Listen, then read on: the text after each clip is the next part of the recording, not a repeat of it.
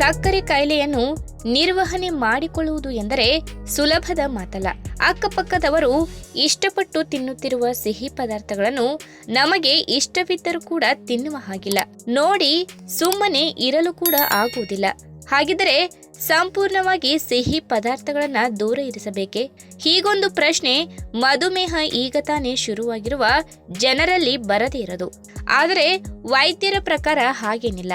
ಸಕ್ಕರೆ ಕಾಯಿಲೆ ಇರುವವರು ಹಣ್ಣುಗಳನ್ನ ತಿನ್ನಬಹುದು.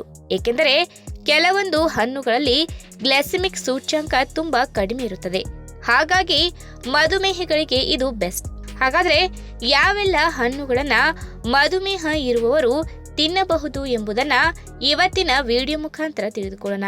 ಚೆರ್ರಿ ಹಣ್ಣುಗಳಲ್ಲಿ ಸಹ ಗ್ಲೈಸೆಮಿಕ್ ಸೂಚ್ಯಂಕ ಕಡಿಮೆ ಇದ್ದು ದೇಹಕ್ಕೆ ಅಗತ್ಯವಾಗಿ ಬೇಕಾದ ಪೌಷ್ಟಿಕ ಸತ್ವಗಳ ಪ್ರಮಾಣ ತುಂಬಾ ಹೆಚ್ಚಾಗಿರುತ್ತದೆ. ಇದರ ಜೊತೆಗೆ ಪೊಟ್ಯಾಷಿಯಂ, ಆಂಟಿಆಕ್ಸಿಡೆಂಟ್ ಮತ್ತು ನಾರಿನ ಅಂಶ ಕೂಡ ಇರುತ್ತದೆ. ಇದರಿಂದ ನಮ್ಮ ದೇಹದ ರೋಗ ನಿರೋಧಕ ಶಕ್ತಿ ಅಭಿವೃದ್ಧಿಯಾಗುತ್ತದೆ. ಇದರ ಜೊತೆಗೆ ಚೆರ್ರಿ ಹಣ್ಣುಗಳನ್ನು ತಿನ್ನುವುದರಿಂದ ಹೃದಯದ ಆರೋಗ್ಯ ಅತ್ಯುತ್ತಮವಾಗಿರುತ್ತದೆ ಎಂದು ಹೇಳುತ್ತಾರೆ. ಇನ್ನು ಕಿತ್ತಳೆ ಹಣ್ಣಿನಲ್ಲಿ ಸಹ ಗ್ಲೈಸೆಮಿಕ್ ಸೂಚ್ಯಂಕ ಕಡಿಮೆ ಇದೆ. ಇದು ವಿಟಮಿನ್ ಸಿ ಪ್ರಮಾಣವನ್ನ ಹೆಚ್ಚು ಮಾಡುವುದು ಮಾತ್ರವಲ್ಲದೆ ನಾರಿನ ಅಂಶ ಸಹ ಹೆಚ್ಚಾಗಿ ಒಳಗೊಂಡಿದೆ. ಇನ್ನು ಸ್ಟ್ರಾಬೆರಿ ಹಣ್ಣುಗಳು. ಮಧುಮೇಹ ಇರುವವರಿಗೆ ಸ್ಟ್ರಾಬೆರಿ ಹಣ್ಣುಗಳು ಸಹ ಪ್ರಯೋಜನಕಾರಿ. ಏಕೆಂದರೆ ಇವುಗಳಲ್ಲಿ ಸಹ ಕಡಿಮೆ ಪ್ರಮಾಣದ ಸಕ್ಕರೆ ಇರುವುದರಿಂದ ಜೊತೆಗೆ ನಾರಿನ ಅಂಶ ಇರುವುದರಿಂದ ದೇಹದ ಜೀರ್ಣಾಂಗ ವ್ಯವಸ್ಥೆಗೆ ತುಂಬಾ ಒಳ್ಳೆಯದು ಮತ್ತು ವಿಟಮಿನ್ ಸಿ ಪ್ರಮಾಣ ಹೆಚ್ಚಾಗಿ ಸಿಗುವುದರಿಂದ ಕಿತ್ತಳೆ ಹಣ್ಣಿಗಿಂತ ಸ್ಟ್ರಾಬೆರಿ ಹಣ್ಣು ಬೆಸ್ಟ್ ಎಂದು ಹೇಳಬಹುದು. ಇನ್ನು ದಿನಕ್ಕೊಂದು ಸೇಬು ತಿಂದರೆ ವೈದ್ಯರಿಂದ ದೂರ ಇರಬಹುದು ಎಂಬ ಮಾತಿದೆ. ಇದರ ಅರ್ಥ ಹೃದಯದ ಆರೋಗ್ಯ ಚೆನ್ನಾಗಿರುತ್ತದೆ ಎಂದು. ಸೇಬು ಹಣ್ಣಿನಲ್ಲಿ ಸಹ ಸಕ್ಕರೆ ಕಾಯಿಲೆ ಇರುವವರಿಗೆ ಅನುಕೂಲಕರವಾದ ರೀತಿಯಲ್ಲಿ ಗ್ಲೈಸೆಮಿಕ್ ಸೂಚ್ಯಂಕ ಇರುತ್ತದೆ. ಉತ್ತಮವಾದ ಪ್ರಮಾಣದಲ್ಲಿ ನಾರಿನ ಅಂಶ ಇರುವುದರಿಂದ ನಾವು ಸೇವಿಸಿದ ಆಹಾರ ಚೆನ್ನಾಗಿ ಜೀರ್ಣವಾಗಲು ಇದು ಸಹಾಯವಾಗುತ್ತದೆ. ಇನ್ನು ಪಿಯರ್ ಹಣ್ಣು. ದೇಹದ ತೂಕವನ್ನ ನಿರ್ವಹಣೆ ಮಾಡುವುದು ಸಕ್ಕರೆ ಕಾಯಿಲೆ ಇರುವವರಿಗೆ ತುಂಬಾ ಅಗತ್ಯ. ಹಾಗಾಗಿ ನಾರಿನ ಅಂಶ ಹೆಚ್ಚಾಗಿರುವ ಪಿಯರ್ ಹಣ್ಣು ಸೇವಿಸುವುದು ತುಂಬಾ ಒಳ್ಳೆಯದು. ಇದು ದೇಹದ ಬೊಜ್ಜಿನ ಪ್ರಮಾಣವನ್ನ ಕರಗಿಸುವುದು ಮಾತ್ರವಲ್ಲದೆ ತನ್ನಲ್ಲಿ ಕಡಿಮೆ ಗ್ಲೈಸೆಮಿಕ್ ಸೂಚ್ಯಂಕ ಇರುವುದರಿಂದ ಮಧುಮೇಹಿಗಳಿಗೆ ಉತ್ತಮ ಆಹಾರವಾಗಿ ಕೆಲಸ ಮಾಡುತ್ತದೆ. ವಿದೇಶಿ ಮೂಲದ ಹಣ್ಣಾಗಿದ್ದರೂ ಆರೋಗ್ಯಕ್ಕೆ ಭರಪೂರ ಪ್ರಯೋಜನಗಳನ್ನು ನೀಡುವಲ್ಲಿ ಅನಾನಸ್ ಮುಂಚೂಣಿಯಲ್ಲಿ ಸಿಗುತ್ತದೆ. ಬಹುಶಃ ಅನೇಕರಿಗೆ ಅನಾನಸ್ ಕೂಡ ಆರೋಗ್ಯಕ್ಕೆ ಸಾಕಷ್ಟು ಪ್ರಯೋಜನಗಳನ್ನು ನೀಡುತ್ತದೆ ಎನ್ನುವುದು ತಿಳಿದಿರಲಿಕ್ಕಿಲ್ಲ. ಹೌದು, ಅನಾನಸ್ ಅಥವಾ ಪೈನಾಪಲ್ ಆರೋಗ್ಯಕ್ಕೆ ತುಂಬಾ ಒಳ್ಳೆಯದು. ವಿಟಮಿನ್ ಎ, ವಿಟಮಿನ್ ಕೆ, ರಂಜಕ, ಕ್ಯಾಲ್ಸಿಯಂ ಮತ್ತು ಸತು ವಿಟಮಿನ್ ಸಿ ಯನ್ನ ಸಮೃದ್ಧ ಪ್ರಮಾಣದಲ್ಲಿ ಹೊಂದಿರುತ್ತದೆ. ಹಾಗಾದ್ರೆ ಇದು ಆರೋಗ್ಯಕ್ಕೇನು ಲಾಭಗಳನ್ನ ನೀಡುತ್ತದೆ, ಹೇಗೆ ಬಳಸಬೇಕು ಎನ್ನುವುದರ ಬಗ್ಗೆ ಇವತ್ತಿನ ವಿಡಿಯೋ ಮುಖಾಂತರ ತಿಳಿದುಕೊಳ್ಳೋಣ.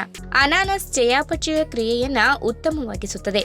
ಹೀಗಾಗಿ ಆಗಾಗ ಅನಾನಸ್ ಜ್ಯೂಸ್ ಸೇವನೆ ಮಾಡುತ್ತಿರುವುದು ಬಹಳ ಒಳ್ಳೆಯದು. ಅಷ್ಟೇ ಅಲ್ಲದೆ ಸುಸ್ತು ನಿವಾರಕವಾಗಿಯೂ ಸಹ ಅನಾನಸ್ ಕೆಲಸ ಮಾಡುತ್ತದೆ. ಎಲ್ಲಾದರೂ ಸುತ್ತಾಡಿಕೊಂಡು ಬಂದಾಗ ಹೆಚ್ಚು ದಣಿವು ಕಾಣಿಸಿದರೆ ಕಡಿಮೆ ಸಕ್ಕರೆಯೊಂದಿಗೆ ಅನಾನಸ್ ಜ್ಯೂಸ್ ತಯಾರಿಸಿ ಸೇವನೆ ಮಾಡಬಹುದು. ಇನ್ನು ನೆಗಡಿ ಅಥವಾ ಅಲರ್ಜಿ ನೆಗಡಿ ಸಮಸ್ಯೆ ಇದ್ದವರಿಗೆ ಅನಾನಸ್ ಅತ್ಯುತ್ತಮ ಮನೆಮದ್ದಾಗಿದೆ. ದೇಹವನ್ನ ಆಂತರಿಕವಾಗಿ ಆರೋಗ್ಯವಾಗಿಡಲು ಇದು ಸಹಾಯ ಮಾಡುತ್ತದೆ. ಅದಕ್ಕಾಗಿ ನೀವು 1/4 ಚಮಚ ಕಾಳು ಮೆಣಸಿನ ಪುಡಿ, ಚಿಟಿಕೆ ಉಪ್ಪು ಸೇರಿಸಿ ಅನಾನಸ್ ಜ್ಯೂಸ್ ತಯಾರಿಸಿ ಸೇವನೆ ಮಾಡಿದರೆ ಅಲರ್ಜಿ ನೆಗಡಿ ನಿವಾರಣೆಯಾಗುತ್ತದೆ. ಇನ್ನು ಕೆಲವೊಮ್ಮೆ ದೇಹದಲ್ಲಿ ಉಷ್ಣತೆ ಹೆಚ್ಚಾದಾಗ ಅಥವಾ ಆಹಾರದಲ್ಲಿ ಬದಲಾವಣೆಯಾದಾಗ ಉರಿಮೂತ್ರದ ಸಮಸ್ಯೆ ಅಥವಾ ಅತಿಯಾದ ಆಸಿಡಿಟಿ, ಎದೆಯುರಿ ಸಮಸ್ಯೆ ಕಾಣಿಸಿಕೊಳ್ಳುತ್ತದೆ. ಅಂತಹ ಸಂದರ್ಭದಲ್ಲಿ ಅನಾನಸ್ ಬಹಳ ಉಪಯೋಗಕಾರಿಯಾಗಿ ಕೆಲಸ ಮಾಡುತ್ತದೆ. ಅನಾನಸ್ನ ಜ್ಯೂಸ್ ಸೇವನೆ ಮಾಡುತ್ತಾ ಇದ್ದರೆ ಅಂತಹ ಸಮಸ್ಯೆ ನಿವಾರಣೆಯಾಗುತ್ತದೆ. ಆದರೆ ಜಾಸ್ತಿ ಸೇವನೆ ಬೇಡ, ಮಿತವಾಗಿದ್ದರೆ ಆರೋಗ್ಯಕ್ಕೆ ಒಳ್ಳೆಯದು. ಇನ್ನು ಕಾಮಾಲೆ ರೋಗ ಬಂದರೆ ಲಿವರ್ ಮೇಲೆ ನೇರವಾಗಿ ಪರಿಣಾಮ ಬೀರುತ್ತದೆ. ಅಂತಹ ಸಂದರ್ಭದಲ್ಲಿ ಅನಾನಸ್ ಅನ್ನು ಬಳಕೆ ಮಾಡುವುದರಿಂದ ಲಿವರ್ ಉತ್ತಮವಾಗಿ ಕಾರ್ಯನಿರ್ವಹಿಸುವಂತೆ ಮಾಡಬಹುದು. ಅಲ್ಲದೆ ಬೇಗನೆ ಕಾಮಾಲೆಯಿಂದಲೂ ಗುಣಮುಖವಾಗಬಹುದು. ಅದಕ್ಕಾಗಿ ಅನಾನಸ್ ಅನ್ನ ಜೇನುತುಪ್ಪದೊಂದಿಗೆ ಸೇವನೆ ಮಾಡಬೇಕು. ಆಗ ಉತ್ತಮ ಫಲಿತಾಂಶವನ್ನ ಪಡೆಯಬಹುದು.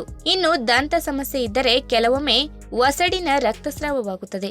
ಅಂತಹ ಸಂದರ್ಭದಲ್ಲಿ ಅನಾನಸ್ ಜ್ಯೂಸು ತಯಾರಿಸಿ ಸೇವನೆ ಮಾಡಿದರೆ ಅಥವಾ ಹಣ್ಣನ್ನ ತಿಂದರೆ ಒಸಡಿನ ರಕ್ತಸ್ರಾವ ನಿಲ್ಲುತ್ತದೆ. ಮೂಲವ್ಯಾಧಿ ಇದ್ದವರು ಕೂಡ ಅನಾನಸ್ ಜ್ಯೂಸ್ ಕುಡಿದರೆ ಬೇಗನೆ ಗುಣಮುಖವಾಗಬಹುದು. ಇನ್ನು ರಕ್ತಹೀನತೆ ಅಥವಾ ಅನಿಮಿಯಾ ಸಮಸ್ಯೆಯಿಂದ ಬಳಲುತ್ತಿರುವವರು ಕೂಡ ಅನಾನಸನ್ನ ಸೇವನೆ ಮಾಡಬಹುದು. ಇದರಿಂದ ರಕ್ತದ ಉತ್ಪಾದನೆ ಹೆಚ್ಚಾಗುತ್ತದೆ. ಅಷ್ಟೇ ಅಲ್ಲದೆ ವಿಟಮಿನ್ ಸಿ ಕೊರತೆ ಇದ್ದವರು ದೇಹದ ರೋಗ ನಿರೋಧಕ ಶಕ್ತಿ ಹೆಚ್ಚಿಸಲು ಸಹಾಯ ಮಾಡುತ್ತದೆ.